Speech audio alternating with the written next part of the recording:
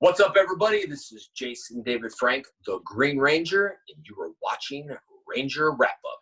Isa!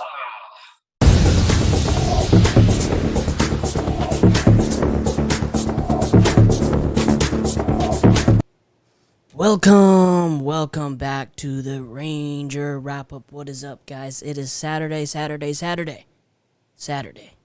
Saturday. I keep forgetting because we've had a 3-day weekend and it's throwing me off a little bit, but it is Saturday. So thank you guys so much for joining us on your lovely Saturday. Happy Thanksgiving weekend. Hope you guys aren't out there, shopping too much, hurting your wallets. But I am Jezzer, accompanied by my co-host, my partner in crime, the goose to my maverick, Daniel. Give us all of it, everything. Give us everything. At your boy, it's me. That's right, the BSG, Battlestar Galactica, aka the Purveyor Petty, aka the Controversial Conversationalist, aka the Intergalactic Instigator. Yeah. And again, as you said before, I'm happy to be here with you, the man, the myth, the legend, so we can actually talk about what everyone wants to talk about, which is pop. There hasn't been much news, but you guys, thank you for joining us on Saturday. You could be anywhere else in the world today, but you're here with us, and we appreciate it. Yeah, so let's get started. First off, let's see. You know what? Let's acknowledge the lovely people in the chat. Who do we got today? We got the A Games 10. I want to say it's the A Games 10. Superheroes 101.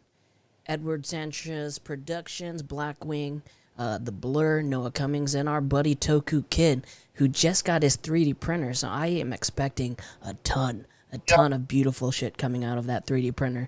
I'm gonna be hitting him up. I'm definitely gonna commission him to make me some fun stuff. First off, let's see what they're saying in the chat. Thea Games, this stream's supposed to be a speculation. The title will make people think it's news when it's most likely not news. Well, we didn't put news on it, so we'll get back to that. We'll get to the meat of the show in a few minutes, but just stick around. It's gonna be fun. Superhero says, "What's up, games?" Edward Sanchez says, "Hello."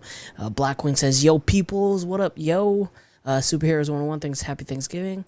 Guten Tag from the Blur. Are you German? Noah Cummings says, "Hi." Toku Kid says, "How's it going?" It's going good over here. Johnny Marrero, he says, "Hey, Jezzer, Daniel, what is up? What's going on, dude?"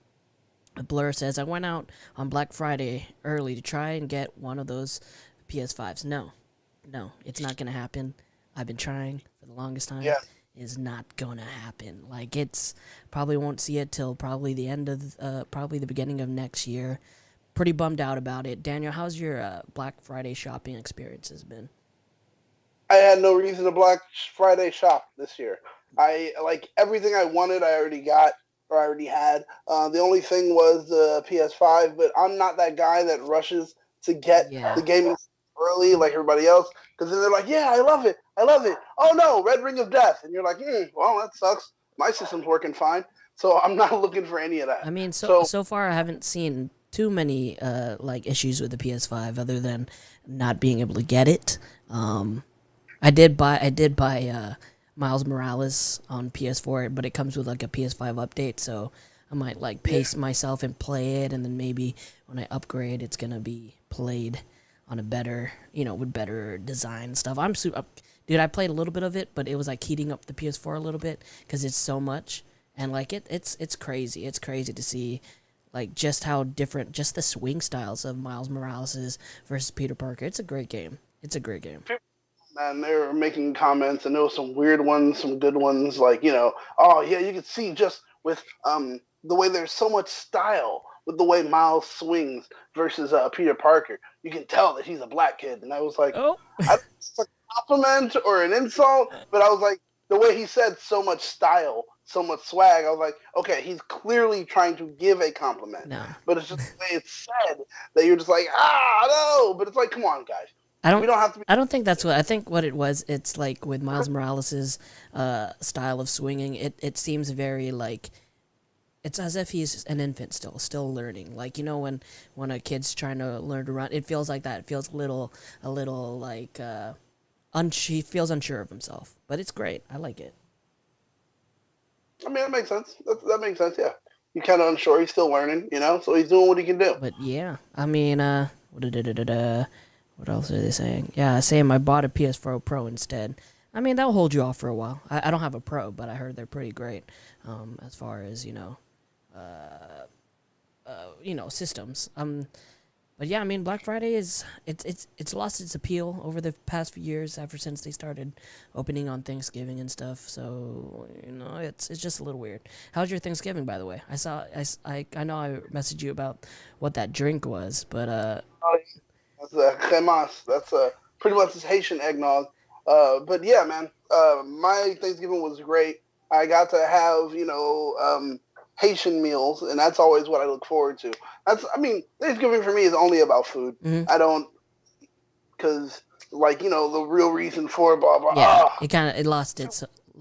It's lost it what it was. Once we became woke, we figured out everything, and it was like, oh, this is horrible. But it's like, all right, Hmm. we still get a time to have a day off from work and eat. I'm in for it. Yeah. We'll make it our own thing, So, I loved it. Just the turkey dressing, mac and cheese, blah blah. And my problem is with my family, leftovers. There's almost no such thing. No. You have to eat what you eat there, and then after that, please make sure you get your take-home plate because there won't be anything. You can't stop by mom's the next day and be like, "Hey, mom, got anything left?" She's like, "You should have got a take-home plate because everything's gone." Yeah, yeah. And you're like, so. Usually our tradition at the house is then we have like the turkey and the ham and all that, but like the best thing like the next morning is like they refry the ham, like the slices of ham, and it's just so good. So good. It's delicious. But anyways, let's talk about Power Rangers. We did have a new Beast Morphers episode, or new-ish. I mean, we've all seen it in June. This episode was the one with the where Blaze was an imposter and he was trying to get Rory and his Beastbot to get in a fight. But that it was a great episode. But there's one thing that I appreciate from that episode. It's a post recently by Jacqueline where she posted a fight scene from the episode, and the fight scene that she choreographed herself, which was did you watch that? That shit was amazing. That was so sick. I mean, dude, she was doing so well. Because fight scenes are hard to choreograph on their own. Yeah. But when you employ like another thing into that fight scene, like she did, that tart, and making it move over here, move over there, and all that stuff, that becomes a lot of work because you have to be cognizant of where it is and how it's being shot at the same time while you're doing all your movements. Yeah. So it's a lot of work that goes into that. And she chose to do some of the hardest type of choreography. But it's like, we know that she's been doing this stuff already. She's been there at like some kind of like training camp and doing things. And like even now she's still doing it. They're pretty much almost all already done with shooting. And she's still like at that camp doing more. So, I mean, it's only fair that we get to find out that, okay, she choreographed it. Yeah. I can't wait to see what else comes down the line for her. Julio, first off, we have a super chat from the Blur. He says, "Would you want to see Power Rangers episodes in 4K?" I would love to see it. If we're gonna get it, only time will tell. I think that once it moves to like a really good streaming service, I think that's when we'll get the 4K footage. But we'll see. Julio Coolio, hey, thanks for dropping by. He says, Crunch Time was basically 20 minutes of Among Us, but it was still good. It was. It was like, man, Blaze, acting pretty sus, bro. What's going on? What are you doing? Really true. It was, because it was like the whole time, I was like, what? It was. Dang.